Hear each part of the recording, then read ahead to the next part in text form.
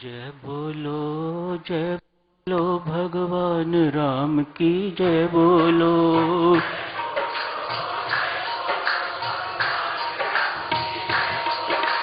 जय बोलो भगवान राम की जय बोलो।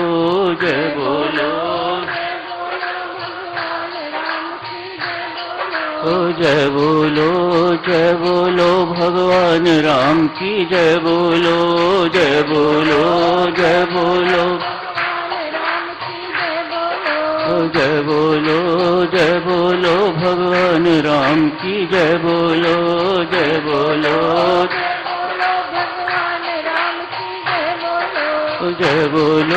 जय बोलो भगवान राम की जय बोलो।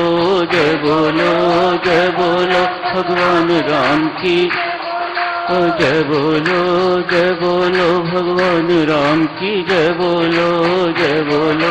जय बोलो भगवान राम की जय बोलो। जय बोलो भगवान राम की जय बोलो।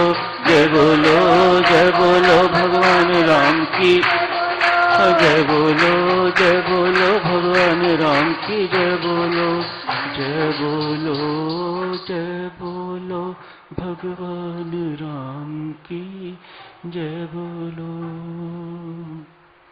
बहुत बहुत धन्यवाद माला। दो निवेदन हैं साधुजनों। सर्वप्रथम अगले महीने 8 से 17 अक्टूबर तक जो रामायणी सत्संग हरिद्वार में हो रहा है, कुछ नाम कटे हैं। यदि कोई साधक ऐसे हों जिन्होंने रामायणी सत्संग पहले कभी अटेंड न किया हो, या कोई बिल्कुल नए साधक हों, या यदि नाम लिखवाना चाहें तो आज श्रीमती रेणु जी को अपने नाम लिखवा दीजिएगा। हो सकता है कुछ को अवसर मिल जाए। कोई साधक यदि ऐसे भी हों जिनके नाम पहले सत्संग 30 सितंबर से 3 अक्टूबर वाले सत्संग में स्वीकार हुए हैं, किसी कारणवश वो उसमें ना जाना चाहें तो रामायणी में जाना चाहें तो वे भी अपना नाम लिखवा सकते हैं। दूसरा निवेदन साधकजनों आप सबकी सेवा में है कि जैसा कि आपको पता ही है कि मैं उत्तराखंड गया हुआ था। 2 नदियों के बीच घिरा हुआ ये उत्तराखंड, दोनों में भारी बाढ़ आई हुई। यमुना भी पूरी तरह फ्लडेड और गंगा जी भी पूरी तरह फ्लडेड। कल हरिद्वार फोन हुआ था तो उन्होंने कहा, कोई अपनी साधिका ही थी, उन्होंने कहा बच गए। सोचें कितना कैसी गंभीर स्थिति होगी एक ही नदी के कारण, गंगा जी के कारण। बहरहाल साधकजनों, इन सब बातों का बोध होते हुए भारी क्षति हुई है उत्तराखंड में। लोग अभी पूरी तरह से सेटल नहीं हो पाए। पिछले कुछ दिनों से मुख्यमंत्री की ओर से आप सबको निवेदन अपील की है आर्थिक सहायता देने के लिए। बाहर गोलक रखा हुआ है। जो साधक अपने समर्थ के अनुसार जो भी कुछ उन तक पहुंचाना चाहे, मेहरबानी करके उस गोलक में डालते जाइएगा। आज का दिन भी है, कल का दिन भी, सोम संभवतः मंगलवार सुबह तक। उसके बाद श्री अनिल दीवान और श्री वीरेंद्र कत्याल ये दोनों पहले सत्संग में जा रहे हैं। इन्हीं से निवेदन करूंगा जितनी राशि एकत्रित हो जाए उसे मुख्यमंत्री के कार्यालय में पहुंचाने की व्यवस्था करें, ताकि कुछ ही दिनों में उस सरकार को पैसा मिल जाए ताकि जिनको आवश्यकता है उन तक पहुंच सके आपकी दी हुई सहायता। धन्यवाद। बाहर गोलक रखा हुआ है, आजकल जो भी अपने समर्थ के अनुसार आप उसमें डालना चाहें डालते जाइएगा। धन्यवाद। सुतीक्ष्ण की चर्चा चल रही थी। भक्त सुतीक्ष्ण, जिसकी बुद्धि तीक्ष्ण व सुतीक्ष्ण, शार्प इंटेलेक्ट, कुशाग्र बुद्धि जिसकी वह सुतीक्ष्ण, वर्ल्डली वाइज, इनको तीक्ष्ण बुद्धि शास्त्र नहीं कहता। जिनकी बुद्धि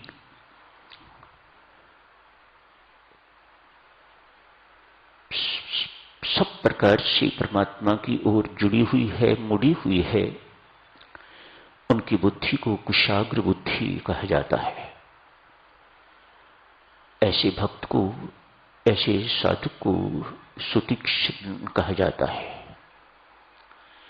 उन्हीं सुतीक्ष्ण की चर्चा चल रही है। भगवान श्री खोजते खोजते सुतीक्ष्ण के पास पहुंचे हैं। सुतीक्ष्ण को इतना ही पता चला है कि प्रभु राम पधार रहे हैं।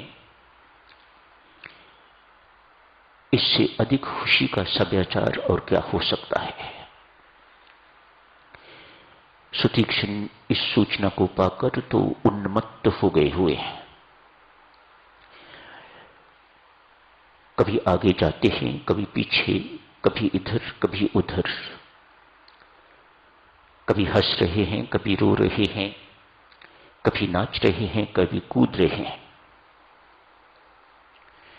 हर के एक स्थान पर सुतीक्ष्ण जी बैठ जाते हैं।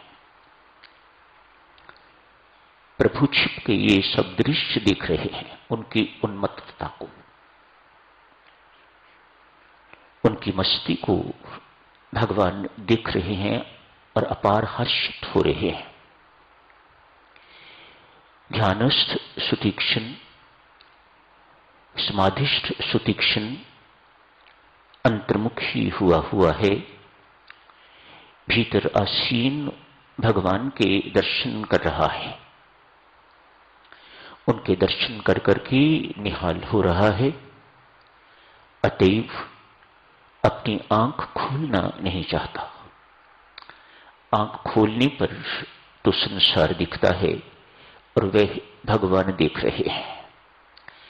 उन्हें पता नहीं है कि बाहर राघवेंद्र सरकार खड़े हैं। प्रभु राम बिल्कुल पास आ जाते हैं, उन्हें हिलाने की कोशिश करते हैं, लेकिन सुतीक्ष्ण हिल नहीं रहे, अपनी आंखें खोल नहीं रहे। भगवान समझ गए कि ये भीतर समाधिस्थ है। मेरे आकार पर, मेरी फॉर्म पर, मेरे साकार रूप पर इसने अपनी दृष्टि जमा रखी हुई है। भगवान ने अपना भीतर का रूप बदल लिया। आंख खुली, अब ये मेरे इष्ट नहीं है, ये कौन है? बाहर क्या देखते हैं? भगवान श्री खड़े हैं, लक्ष्मण हैं, मातेश्वरी सीता चरणों में प्रणाम किया। आनंद विभोर होके तो अपनी कुटिया में उन्हें ले गए हैं। जैसी भी स्तुति आती थी, जो कुछ भी करना आता था, पूजा इत्यादि की। भगवान को इन चीजों की जरूरत नहीं थी, वे तो सुतीक्ष्ण पर पहले ही डुले हुए हैं। अतएव कहा, भक्त मैं तेरे ऊपर बहुत प्रसन्न हूं, मेरे से वरदान मांग लो। सुतीक्ष्ण चरण पकड़ के प्रभु के कहता है, हे मेरे परमेश्वर, मैंने जिंदगी में कभी कुछ मांगा नहीं, मुझे मांगना आता ही नहीं। कुछ गलत मलत मांग लूंगा। आपसे निवेदन है मेरे राम, जो आप मेरे लिए उचित समझो वह मेरी झोली में डाल दो। संत महात्मा कहते हैं, सारी रामायण जी में जितना प्रभु से सुतीक्षण को मिला है, इतना और किसी को नहीं मिला। इन वन गो इतनी कहने की देरी थी, मुझे मांगना नहीं आता, मैंने कभी मांगा नहीं। कुछ गलत मांग बैठूंगा मेरे प्रभु तो मैं कहीं का नहीं रहूंगा। अनजान हूं, नादान हूं, अतएव मुझे जिस योग्य आप समझो, अयोग्य समझो, योग्य समझो, जो कुछ आप मुझे देना चाहते हैं, मेहरबानी करके मेरी झोली में डाल दीजिएगा। भगवान और प्रसन्न हुए हैं उनकी निष्कामता पर, तो प्रसन्न होके सुतीक्षण जी महाराज को सबसे पहले अविरल भक्ति दी है। अविरल भक्ति अर्थात वह भक्ति जो किसी विरले को दी जाती है, अविरल। अविरल का यह भी अर्थ है जो सतत बनी रहे, अखंड बनी रहे, अविच्छिन्न बनी रहे, वह स्मरण भक्ति भगवान ने सुतीक्षण को दे दी। ज्ञान विज्ञान से संपन्न कर दिया, सभी सद्गुणों से संपन्न कर दिया, वैराग्य से संपन्न कर दिया। सुतीक्षण मालामाल हो गया है। मालामाल तो पहले ही था, जिसके सामने भगवान खड़े हैं, उसे और क्या चाहिए। उस जैसा शहंशाहों का शहंशाह और कौन हो सकता है। लेकिन संसारिक दृष्टि से संत महात्मा यूं ही फरमाते हैं, भगवान के ये सब कुछ देने पर सुतीक्षण मालामाल हो गया है। अब परमात्मा के पांव एक बार फिर पकड़े हैं। कहा, जो आपने दिया मेरे प्रभु, मैं शिरोधार्य करता हूं, सहर्ष स्वीकार है। आपकी महिमा है, देने वाले की महिमा है, जो देते वक्त लेने वाले की योग्यता नहीं देखता, उसके गुण नहीं देखता, जिसका स्वभाव देना है वह ये सब चीजें नहीं देखता। ऐसे हैं परमात्मा। अब जो मैं मांगता हूं वह मुझे दीजिएगा। सुतीक्षण कहते हैं, मेरे राम, अब जो मैं मांगता हूं वह मुझे दीजिएगा। परमात्मा चुटकी लेते हैं, अरे भक्त, अभी तो आप कह रहे थे मुझे मांगना नहीं आता, और अब मेरे से कुछ मांगने भी लगे हो, ये क्या बात है। भक्त साधक जनों कम नहीं होते। झट से कहते हैं, यदि भगवान भक्त से चुटकी लेता है तो भक्त भगवान से चुटकी लेता है। कहा, महाराज, कुछ देर पहले तो मांगना नहीं आता था, अब आपने सिखा दिया। अब आपने मुझे ज्ञान विज्ञान देके, विवेक देके तो मुझे बता दिया क्या मांगने वाली चीज है और क्या न मांगने वाली चीज है। मांगो भक्त, क्या चाहिए तुम्हें। मेरे पास ऐसा कुछ नहीं जो मैं भक्त को नहीं दे सकता। तो एक बार मांग के देख। कहा, महाराज, आप तीनों इस मेरे हृदय रूपी वन में सदा विराजमान रहिए। भवन नहीं कहा, कहीं राम कह दें मैं इस वक्त जंगल में हूं, मैं भवन में नहीं जाता। अतएव कितने नपे तुले शब्द प्रयोग किए हैं। मेरे हृदय रूपी वन में महाराज धीराज आप अनुज सहित और मातेश्वरी सीता सहित मेरे हृदय रूपी वन में सदा विराजमान रहिएगा। तथास्तु, ऐसा ही होगा। बस नहीं। सुतीक्ष्ण जी महाराज कहते हैं, नहीं प्रभु, अभी बस नहीं, मांगो भक्त, और क्या मांगना चाहते हो? बहुत विलक्षण चीज अब मांगी है। इन सब बातों का तो देवियों सज्जनों हम सबको बोध है। परमात्मा कभी मिलेंगे, उनसे यही कहना है कि आप सदा मेरे साथ रहिए, अंग संग रहिए, मेरे भीतर रहिए, जब मैं याद करूं मुझे दर्शन दीजिए, इत्यादि इत्यादि। ये सब पढ़ी लिखी चीजें हैं। सुतीक्ष्ण जी महाराज बहुत विरली चीज मांग रहे हैं।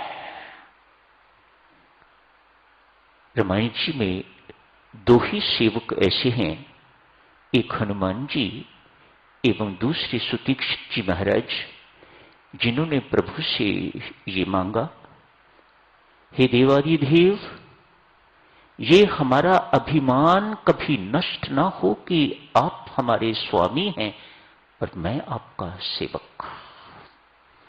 ये मेरा अभिमान सदा बना रहे। ये मेरा अभिमान, हर साधक चाहता है कि मेरे अंदर किसी भी प्रकार का अभिमान न रहे। सुतीक्ष्ण जी इस अभिमान को मांग रहे हैं। हनुमान जी महाराज ने इस अभिमान को मांगा है। कहा, हे रघुपति श्रेष्ठ, हे रघुवर श्रेष्ठ, मेरा ये अभिमान कि आप मेरे स्वामी हैं और मैं आपका सेवक, ये मेरा अभिमान कभी मरे ना, सदा जीवित रहे। वाल्मीकि रामायण में स्वामी जी ने लिखा है, सुतीक्ष्ण जी महाराज प्रभु राम को महर्षि अगस्त के भाई के पास भेजते हैं। वे फिर आगे महर्षि अगस्त के पास। रामचरितमानस में ऐसा नहीं है। मानस में थोड़ा परिवर्तन किया हुआ है तुलसीदास जी ने। सुतीक्ष्ण जी स्वयं प्रभु राम को महर्षि अगस्त के आश्रम में ले जाते हैं। कहानी इस प्रकार की है, सुतीक्ष्ण जी महाराज महर्षि अगस्त जी के शिष्य हैं। गुरु दक्षिणा देने की जिद की। गुरु दक्षिणा के बिना ये गुरु शिष्य संबंध पूरा नहीं होता। महाराज, आप क्यों गुरु दक्षिणा लेने से इनकार कर रहे हैं? जब बहुत जिद की तो महर्षि अगस्त ने कहा, ठीक है, यदि मुझे गुरु दक्षिणा देना ही चाहते हो तो प्रभु राम मुझे गुरु दक्षिणा में देना। आज सुतीक्ष्ण जी महाराज अपनी गुरु दक्षिणा देने के लिए महर्षि अगस्त के आश्रम में प्रभु राम को लेके तो पहुंचे हैं। तो साधक जी ने यही समाप्त करने की इजाजत दीजिएगा। धन्यवाद।